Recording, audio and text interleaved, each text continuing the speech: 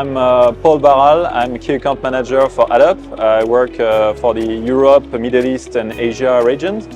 I'm part of AddUp. So AddUp is a metal printer manufacturer. We are born in France, but now we are installed globally in the US, in Singapore, in Germany, and soon in the Middle East as well.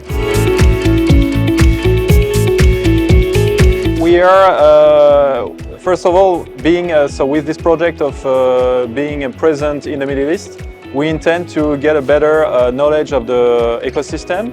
I think those kind of events like AM Conclave brings also insights on the activities in the region.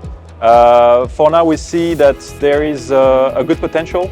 There are already some different actors in the different segments, from the university to the R&D ecosystem, and also good potential end users. So that's why we also decided to invest in this region.